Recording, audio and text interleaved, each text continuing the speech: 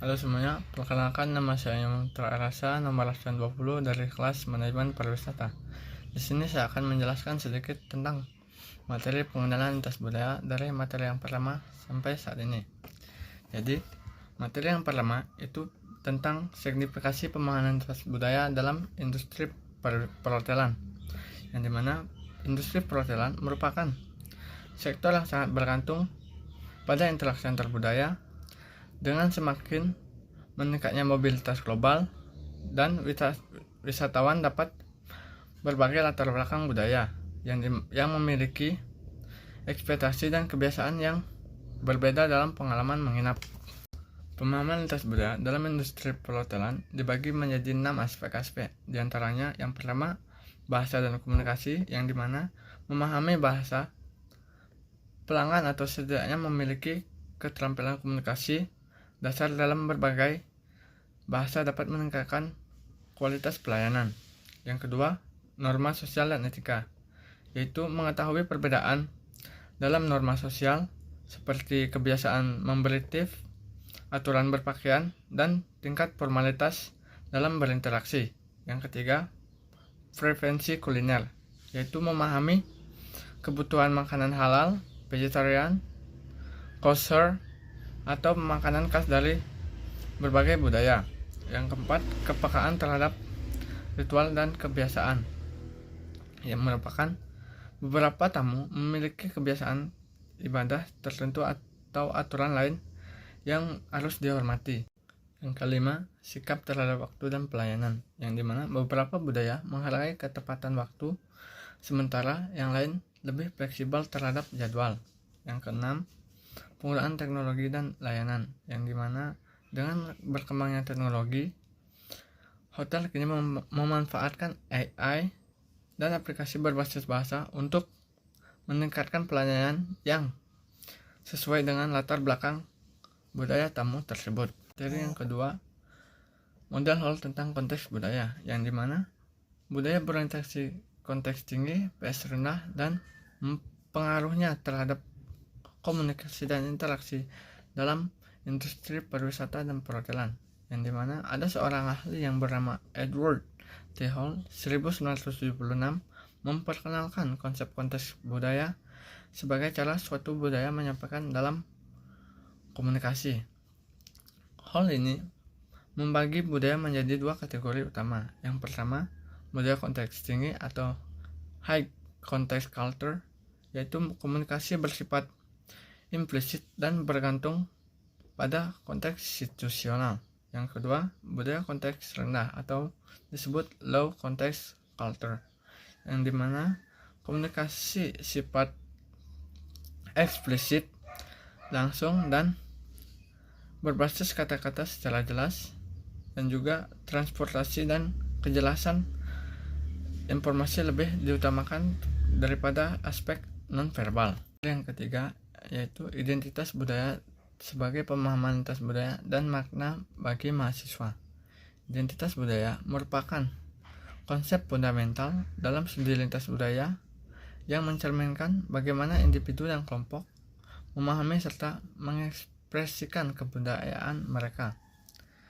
Dalam identitas budaya, ada konsep-konsep identitas budaya dalam studi lintas budaya. Ada dua. Yang pertama, definisi identitas budaya, yang dimana identitas budaya sebagai refleksi nilai, norma, dan simbol dalam suatu kelompok. Yang kedua, peran identitas budaya dalam interaksi sosial, yang dimana pengaruh identitas budaya terhadap komunikasi antar budaya. Dan ada juga pemahaman identitas budaya bagi mahasiswa. Yang pertama, pengaruh identitas budaya dalam pendidikan, yaitu bagaimana pemahaman lintas budaya membantu mahasiswa dalam lingkungan multikultural. Yang kedua, meningkatkan kompetensi lintas budaya, yaitu kompetensi komunikasi dalam lingkungan yang beragam secara budaya. Yang ketiga, persiapan mahasiswa untuk dunia kerja, yaitu identitas budaya dan peluang karir global. Materi yang keempat, yaitu mengkaji pemahaman lintas budaya dalam aspek stereotipe dalam pariwisata, yang dimana pemahaman lintas budaya dalam aspek stereotipe sangat penting dalam industri pariwisata karena berkaitan langsung dengan bagaimana wisatawan dan tuan rumah berinteraksi. Di sini ada dua konsep stereotipe dalam pariwisata. Yang pertama, definisi karakteristik stereotipe, yaitu stereotipe sebagai persepsi yang disederhanakan terhadap kelompok budaya tertentu dan faktor-faktor yang menyebabkan terbentuknya stereotipe seperti media, sejarah, dan interaksi sosial. Yang kedua, peran stereotipe dalam pariwisata, yaitu bagaimana stereotipe mempengaruhi ekspektasi wisatawan terhadap destinasi dan pengaruh stereotipe terhadap citra destinasi wisata. Materi yang kelima yaitu prinsip moral dalam industri perhotelan, yang dimana industri perhotelan merupakan salah satu sektor utama dalam pariwisata yang berperan penting dalam menyediakan akomodasi dan layanan bagi wisatawan. Prinsip moral dalam industri perhotelan berkaitan dengan standar etika dan profesionalisme yang harus dijunjung oleh seluruh pihak yang terlibat dalam industri ini. Di sini ada konsep prinsip moral dalam industri pariwisata. Yang pertama, integrasi dan kejujuran, yang dimana kejujuran dalam memberikan informasi mengenai fasilitas hotel, harga serta layanan disediakan, dan juga transportasi dalam kebijakan dan peraturan hotel yang menghindari kecurangan dan kesalahpahaman dengan tamu. Yang kedua, tanggung jawab sosial dan lingkungan, yang dimana menghormati budaya setempat dan mengeksplorasi sumber daya lokal secara berlebihan. Ketiga, keprofesionalan dan pelayanan prima, yang dimana memberikan layanan yang ramah, sopan, dan profesional kepada semua tamu tanpa diskriminasi, dan juga menjaga standar kebersihan dan keselamatan lingkungan hotel.